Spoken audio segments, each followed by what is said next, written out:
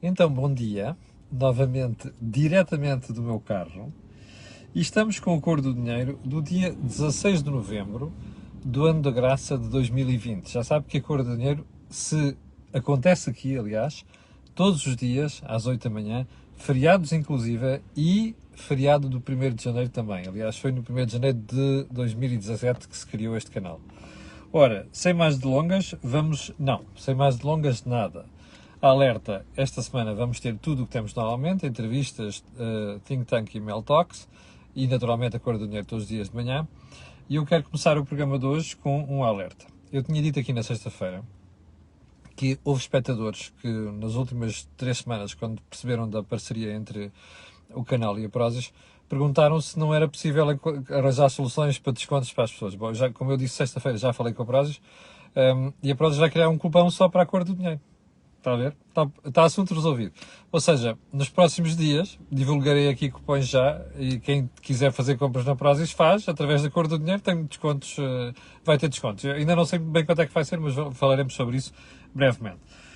Um serviço aos espectadores. E já agora, dá mais pormenores sobre isso também brevemente. Vamos então à agenda de hoje. Uma agenda que vem muito marcada pelo meu trauma de fim de semana. E qual é o trauma de fim de semana? Foi ter percebido que no sábado de manhã e no domingo de manhã as coisas funcionaram, no sentido de que, ou melhor, não funcionaram. Eu vou explicar porquê. No sentido de que de manhã estava toda a gente na rua, este mundo e o outro, nos supermercados, nos parques, nas zonas de diversão.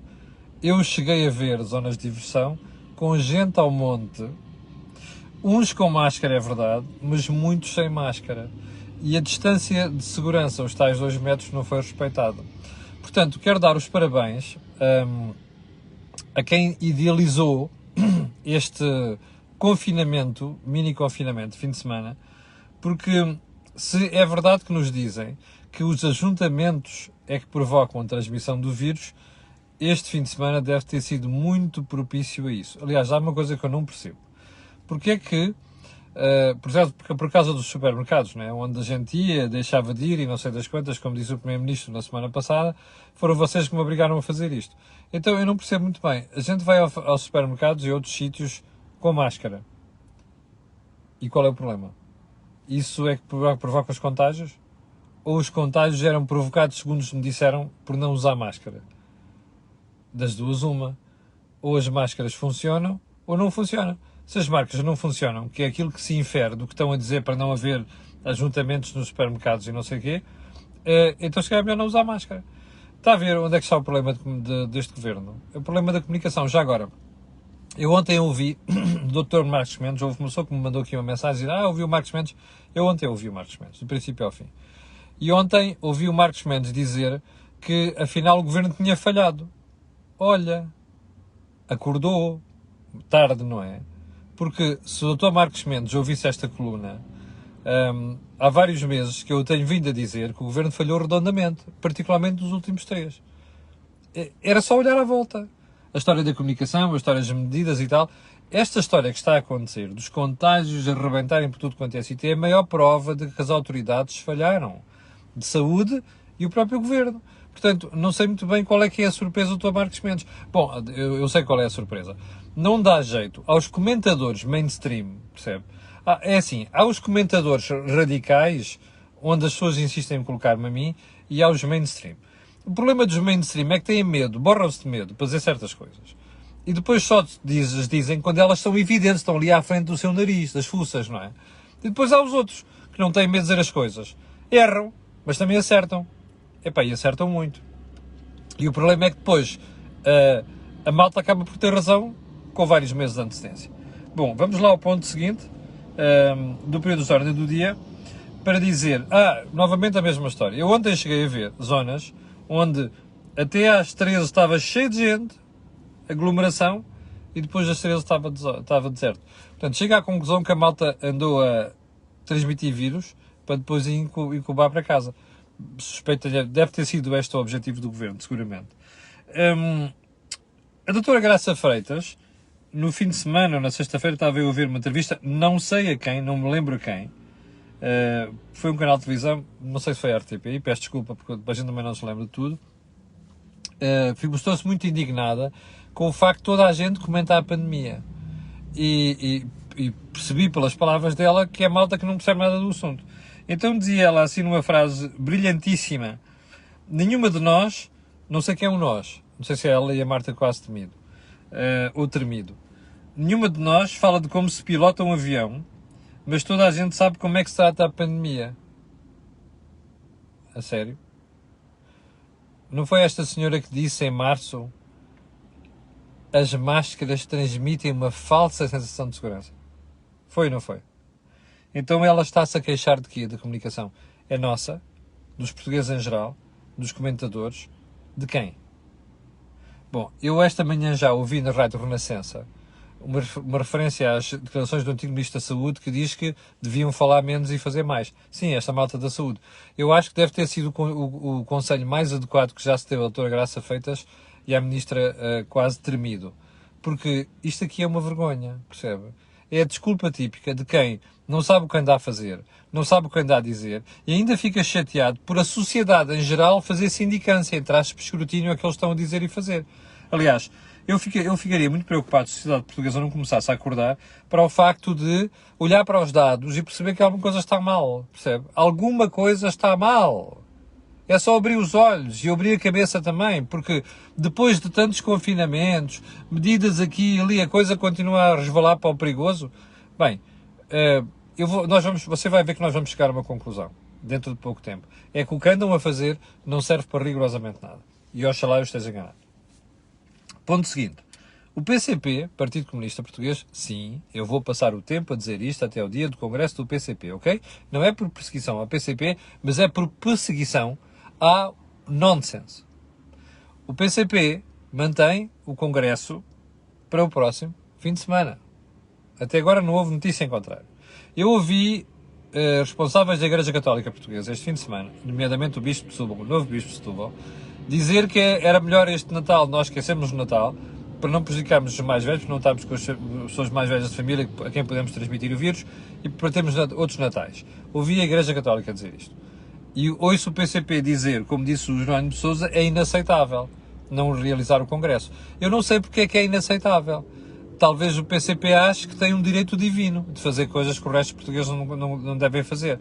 Já agora, ninguém me tira da cabeça que a medida que o Governo divulgou, que é confinamento no fim de semana passado, confinamento no próximo fim de semana, e depois no outro fim de semana não há confinamento, que não é exatamente por causa do PCP. Ninguém me tira isto da cabeça. É o preço a pagar pelos fretes que o PCP faz para aprovar o Orçamento de Estado e para agradar ao Governo. Portanto, o que eu gostava de pedir às pessoas que nos veem, nomeadamente às outras, é porque não se arranjem uma ondazinha para cair em cima do PCP, entre aspas. Porque isto é uma vergonha, não é? Eles fazem pressão sobre tudo o resto, aprovam tudo o resto, inclusive as restrições, não é? E deixam passar restrições. E depois fazem isto. É essa a ideia. Já percebeu porque é que o PCP votou contra o estado de emergência? Já percebeu? Depois era incoerente dizer votámos a favor do estado de emergência, mas queremos fazer o Congresso. Está a ver como é que se faz a política em Portugal? Não se esqueça disto quando votar. Bom, ponto seguinte e último, os hospitais já escolhem os doentes que vão salvar. Bom, como sabe, isto foi um debate que aconteceu em Itália, aconteceu em Espanha e nunca aconteceu em Portugal, na primeira vaga. Mas quando se começou a aproximar este período difícil e sobretudo os sinais de que as infecções e a pandemia estava a ficar fora de controle, isto também se colocou em Portugal. E houve aqui um debate interessante que era, então, mas é o quê? É só os velhotes, quando tu é que escolher, deixas morrer os velhotes? E alguém disse, não pode ser a idade. Bom, de facto, ainda bem que isto é discutido, e antes das situações. E é óbvio que não pode ser a idade, apenas a idade. Agora, há aqui uma preocupação muito grande, que é, deixamos chegar a isto porquê? Eu volto a dizer. Porque nós não temos uma estratégia como deve ser, porque andámos aos zigue-zagues, porque não tivemos política de comunicação, mas muito mais grave do que isto, não tivemos um plano nacional pensado a tempo e horas que envolvesse tudo o que é prestadores de cuidados de saúde em Portugal.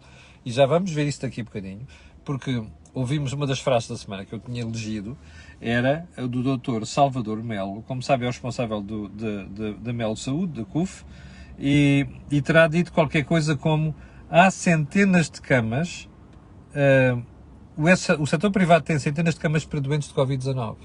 Ora, quem andou a afirmar aqui há umas semanas que o setor privado não tinha, está aqui a resposta. Já agora uma coisa, o setor privado não tem porque não havia acordo, porque não havia plano, porque se tivesse havido plano, isto fazia-se tudo uma reconversão, percebe? Isto é desculpa idiota, vergonhosa, eu podia-me chamar um adjetivo muito feio a esta gente. Isto é uma desculpa vergonhosa de quem não tem vergonha absolutamente nenhuma na cara, percebe? Porque é óbvio que as empresas se ajustam e se perceberem assim, se o Estado tivesse em junho ou julho negociado com o setor privado, já tinha havido reconversão. Mas eu na sexta ou quinta-feira, já não me recordo, estava a falar com alguém do setor privado da saúde que me dizia assim: ó Camilo, você desmascar lá essa treta de que não temos não sei quantos cuidados de saúde, porque diz que os cuidados intermédios podem facilmente ser convertidos em cuidados intensivos. Portanto, tudo isto é uma treta, percebe? É típico de quem não tem um pingo de vergonha na cara e anda a fazer política com base em demagogia, percebe? E demagogia ideológica, ainda para mais. E já agora, uma frase que vale a pena pensar, também do Salvador de Melo, que é evidente que há uma dependência do setor prestador na saúde face ao Estado. Isto é a coisa mais grave que nós temos, percebe? E isto convém depois da pandemia pensarmos seriamente como é que a gente vai estruturar o Serviço Nacional de Saúde, porque já se percebeu que isto entrou em falência e já se percebeu que não é as falinhas mansas do Estado, e já se percebeu que não é a ideologia que vai resolver o problema. Bom, acabando o período de ordem do dia, vamos à agenda. Então é assim. Eu nem quis acreditar no que estava a ouvir e no que estava a ver, e vou-lhe dizer do que é que estou a falar. Na sexta-feira estava em viagem e eu vi na rádio uma manif junto ao Parlamento. Aliás, a manif não começou no Parlamento. A manif começou na zona do Marquês de Pombal e foi cerca de 1000 pessoas e foram caminhando até à Assembleia da República, passando pelo Ministério da Reforma Administrativa, logo que é aquela porcaria que eu não consigo perceber cada vez que vai um governo muda de nome. Bom, eram 1000 pessoas, de uns sindicatos presumivelmente de esquerda. E o que é que esta malta queria fazer? Esta malta fez um esforço para, nessa manif, negociar, ou melhor, reivindicar uma série de coisas. Quer ver uma das coisas que foi reivindicado? Foi aumentos salariais de 90 euros por mês e também as carreiras. Já adivinhou? Estamos a falar de funcionários do Estado. Foi isto que essa manif convocou. 1000 pessoas para irem dizer ao Parlamento que não pode deixar de haver aumentos salariais em 2021. Funcionários do Estado. Isto se me puso los pelos de punta. Ok? A ouvir isto. E eu vou-lhe dizer uma coisa, estou a fazer um esforço muito grande para não ser mal educado hoje. Mas, a sério, chamar todos os nomes do mundo a esta gente, isto para mim é gentalha, percebe? Quem fez isto é gentalha. Eu vou-lhe dizer porquê. Então nós estamos, desde março, com um crescimento brutal do desemprego. Ok? Sabe quanto é que já chegou, não sabe? E sabe onde é que vai chegar. E sabe o que é que vai suceder a partir de agora. Portanto, empresas privadas a fechar. Setor do turismo, onde já havia precariedade, a perder dezenas de milhares de postos de trabalho. Estas pessoas tiveram de ir para o desemprego, subsídio de desemprego. Outras tiveram outro tipo de apoios, como eu expliquei aqui na semana passada, estão atrasados desde julho. Ok? Moral da história. Estas pessoas perderam o seu salário. Deixaram de ter salário. Os outros que ficaram em layoff tiveram uma redução para 2/3 do seu salário. Ok? Agora vamos para os funcionários do Estado. Os funcionários do Estado tiveram alguma perda de rendimento. Foi objeto de várias análises aqui na Cor do Dinheiro. Zero. Não perderam nem 1 cêntimo do seu salário. Eu vi, inclusive, o Estado pagar subsídio de alimentação mesmo a quem ficou em casa. Ok? Você conhece algum funcionário público que tenha perdido o emprego ou tenha ficado em layoff desde março deste ano? Eu não conheço nenhum. Não houve. Agora diga uma coisa. Como é que esta gente, que merece um nome muito feio, vai fazer uma manif para a frente do Parlamento, a falar de aumentos salariais de 90 euros por mês e falar de carreiras, quando do outro lado, no setor privado, você teve layoffs, portanto salários a 2/3, você teve desemprego em massa, percebe? E teve, ou seja, perda de postos de trabalho. Explique-me qual é a lógica disto. Eu não entendo. Mas sabe porque é que isto acontece? Eu vou-lhe dizer. Porque os sindicatos mais à esquerda usam isto para pressionar o governo. Porque já perceberam que o governo está dependente do PCP para aprovar o Orçamento de Estado. É por isso que o governo ainda não descartou a hipótese de ter o Bloco de Esquerda no bandwagon, no comboio, não é? Para apoiar no Orçamento de Estado. Que é para não ficar excessivamente dependente do PCP. O problema é que venha o diabo e escolha entre um e outro. E, portanto, estas manifes servem por estes sindicatos de gente maluca, sem responsabilidade e sem um pingo de vergonha na cara, percebe? Para fazer manifes destas. Eu só tenho uma conclusão a tirar disto tudo. Isto é gozar com a nossa cara, percebe? Esta gente merecia ficar desempregada. Não é redução de salário de 2/3. Esta gente merecia ir para o olho da rua. Percebe? Porque quem se põe a fazer manifes de reivindicação de aumentos salariais num Estado onde não se perdeu um cêntimo de salário, onde não houve desemprego, por comparação com o setor privado, onde houve quebras de salários de 1/3, onde houve perda de emprego e, portanto, de rendimento total, percebe? Esta gente merecia um pau nas costas, percebe? É a única conclusão que eu posso tirar. Isto é uma falta de vergonha. Isto é gozar com os portugueses, percebe? Isto é gozar com a malta que passou dificuldades e continua a passar dificuldades. Isto é gozar com a malta, inclusive a da restauração e do pequeno comércio que você viu no fim de semana. Finalmente acordou. Finalmente. Este país é um país de demasiadas farinhas mansas. Finalmente acordou e veio para a rua dizer aquilo que devia dizer e foi para a televisão dizer aquilo que devia dizer. E que já devia ter dito há muito tempo, percebe? Finalmente acordaram. É com esta gente que estes 1000 pessoas que foram para a Manif estão a gozar. Mas olha, a gente é que vota nesta gente, percebe? E deixa-os fazer isto. Bom, moral da história, tenho uma coisa para dizer. E de vos catar. Ok? Como se diz lá em cima, em trás dos montes. Por acaso disse um bocado de coisas mais feias, mas eu prefiro não dizer aqui. Bom, ponto seguinte. Eu estava a ver algumas das reivindicações do PS, do Partido Socialista, não é do Governo, do Partido Socialista, do partido que suporta o Governo, este fim de semana. E então, a conclusão que tiro é que o PS está a fazer um esforço muito grande para se aproximar do PCP. Quer exemplos? Então é assim. Quer mais pensões do regime especial sem cortes. Ou seja, vão inventando regimes especiais, dizer assim, epá, não faz sentido eles ficarem até aos 66 ou 67 anos, para reforma-se aos 60, pá, mas não levam corte de pensões. Vão ficar com a pensão inteira. Quem é que paga isto? É que a Segurança Social não tem dinheiro. É você, através de outros impostos. Olha, o adicional ao IMI, da camarada Mortágua, percebe? Foi inventado para estas coisas. Mas vem aí mais. Vocês já pagam, as empresas já pagam a parte do IRC para estas brincadeiras. Mas vem aí mais. Diga-me lá se isto é justo.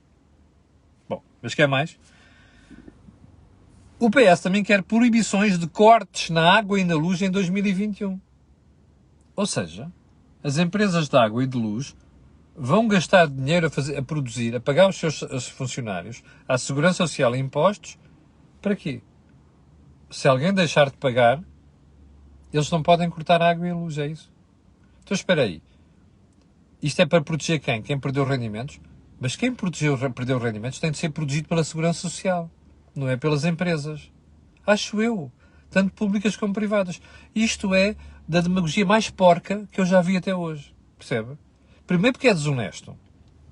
Em segundo lugar, mas estão à espera de quê? Que as pessoas não paguem e acumulem dívidas durante quê? Um ano e depois vão pagar? Isto é um nonsense complexo. Mas não ficou por aqui, quer ver? Também anda a fazer, suspeito eu, cedências ao Bloco. O próprio PS. Quer ver? Mais uma proposta. Aumentar em 100 euros o mínimo de assistência para 2021. Novamente a pergunta, quem é que paga isto? E já agora até quando? Bom, isto é da maior irresponsabilidade. É o partido a dizer ao governo para fazer uma coisa. Está a ver? que é, pá, deixa-me lá fazer de conta aqui porque vêm eleições e é uma chatice e o governo está a perder popularidade. Portanto, eu sinceramente até acredito que isto é feito com o beneplácito do secretário-geral do PS. Diga-me uma coisa, isto é honesto? É que depois nada disto se vai verificar, percebe? E se ficasse será a coisa mais grave que nós estamos a fazer, que é encorajar a chulice, não tem outro nome, percebe? E a desonestidade, que é em vez de pôr a Segurança Social a fazer aquilo que deve fazer, está-se a pôr outras as empresas. Ora, isto não é honesto. Bom, ponto seguinte. Professor Marcelo Rebelo de Sousa, Presidente da República, no fim de semana disse que as moratórias, que já foram adiadas para setembro deste ano, e eu recordo que há aqui uma boa parcela delas que é famílias, devem ser atiradas lá mais para a frente. Isto é antecipar um debate que vai acontecer mais dia menos dia, por causa do agravamento da segunda fase da pandemia. É a solução? Eu tenho dito às pessoas que me escrevem, e digo aquilo aqui, digo isto aqui, não caiam em moratórias. Se puderem evitar, não caiam em moratórias. E, sobretudo, se puderem fazer o sacrifício de cortar alguma coisa para continuar a pagar aos bancos, façam isso. Porque não é honesto fazer isto. Mais, as pessoas vão ficar numa posição degradadíssima, percebe? Quando tiverem que voltar a pagar. A menos que alguém esteja à espera que apareça um milagre qualquer e alguém vá lá meter dinheiro nos bancos. Nunca se esqueça de uma coisa. Quem põe dinheiro dos bancos não é o Estado. Quem põe dinheiro dos bancos é você. É o contribuinte. E vale a pena não perder isto de vista. Quando pensarem, deixa-me lá adiar mais não sei das quantas. Ponto seguinte. Eu passei um mês a ouvir a Ministra da Saúde, a doutora Graça Freitas, e o senhor Presidente da República a jurar que ia haver vacinas da gripe para todos. Há uma semana e meia dei conta aqui de declarações da senhora Ministra da Saúde que dizia taxativamente que havia 800 mil vacinas em stock. Onde é que elas estão? É que já acabou. Não há. Não há em sítio nenhum. Não há em sítios de saúde, nem em centros de saúde, não há em farmácias. Então, repara uma coisa, não passou um mês entre o momento em que nos disseram isto e a conclusão a que chegámos na semana passada. Não passou um mês. Qual é o nome que você chama à malta que faz isto? Fica ao seu critério. Frase da semana. Não entendo a relutância em obter apoio dos privados para combater a pandemia. Manuel Antunes, médico, ex-responsável de um setor dos hospitais de Coimbra que funcionou sempre bem. Eu recordo-me que era eu diretor da Exame, antes de 2000, e fizemos um trabalho sobre este departamento e este senhor. Notável. Pena que nunca outros departamentos do CSNS tivessem copiado os métodos de gestão de Manuel Antunes. É o Manuel Antunes que diz isto. Não entendo a relutância em obter apoio dos privados para combater a pandemia. Eu também não ser por uma loucura ideológica. Eu espero que um dia alguém responsabilize criminalmente quem anda a deixar morrer pessoas hoje em dia por causa de pancadas ideológicas. E por aqui me fico. Já sabe que estão 8.700 pessoas em direto. Quero agradecer a sua paciência. Quero pedir a estas pessoas outras que vão ver aquilo que peço sempre, que é colocarem um gosto e fazer partir das redes sociais, porque aquilo que houve aqui não houve em mais sítio nenhum. Até amanhã, às 8 da manhã, quando eu estarei aqui para lhe atazanar o juízo. Muito obrigado.